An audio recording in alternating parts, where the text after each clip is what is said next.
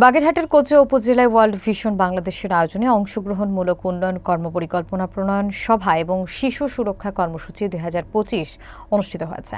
বুধবার কোচুয়া এরিয়া প্রোগ্রামের উদ্যোগে সভা অনুষ্ঠিত হয়। বিস্তারিত থাকছে শেখ রাকিবুল হাসানের প্রতিবেদনে। ক্যামেরায় ছিলেন Nazmus Sakib. Program manager Ellis মণ্ডলের সভাপতিত্বে সভায় বিশেষ অতিথি হিসেবে উপস্থিত ছিলেন উপজেলা মাধ্যমিক শিক্ষা অফিসার মানিক অধিকারী, কোচুয়া থানার সাব ইন্সপেক্টর শহীদুল ইসলাম, উপজেলা সমাজসেবা কর্মকর্তা শেখ হাসিবুর রহমান, যুব উন্নয়ন কর্মকর্তা মোহাম্মদ আকবর হোসেন হাওলাদার, পল্লী উন্নয়ন কর্মকর্তা মোহাম্মদ হাসান ইমাম, দারিদ্র্য বিমোচন কর্মকর্তা মৃণাল কান্তি মজুমদার, মহিলা বিষয়ক কর্মকর্তা মনোয়ারা খানম এবং কোচুয়া প্রেস ক্লাবের সাধারণ সম্পাদক উজ্জ্বল কুমার দাস সহ স্থানীয় গণ্যমান্য ব্যক্তিবর্গ। সভায় বক্তারা শিশুদের সুরক্ষায় পরিবারকে সচেতন হওয়ার আহ্বান জানান।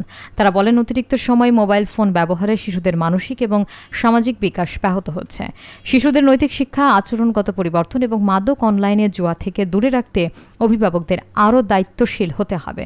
সভায় সেবাদাতা এবং সেবাগ্রহীতা, সিভিএ কার্যকরী দল, ছাত্রছাত্রী, সরকারি কর্মকর্তা এবং শিশু ফোরামের প্রতিনিধিরাও অংশগ্রহণ করেন।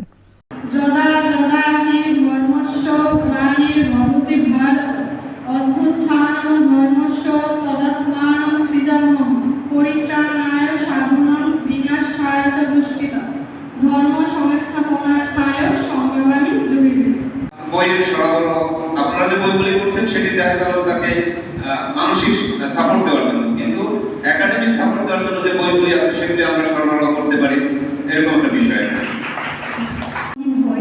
এই সমস্যাগুলো যাতে আমরা সবাই মিলে সমাধান করতে পারি, আমাদের সেভাবে কাজ করা উচিত। আর তারপরে আইনের বিষয়গুলো যেটা আমাদের সমাজসেবা অফিসে ব্যাখ্যা করলেন, আইনের প্রতি আমাদের শ্রদ্ধাশীল হয়ে আমাদের সেইভাবে কাজ করা উচিত বলে আমি মনে করি। আর একটা বিষয়, আমাদের মহিলা বিষয়ক অধিদপ্তর মূলত নারীদের নিয়েই আমরা কাজ করি।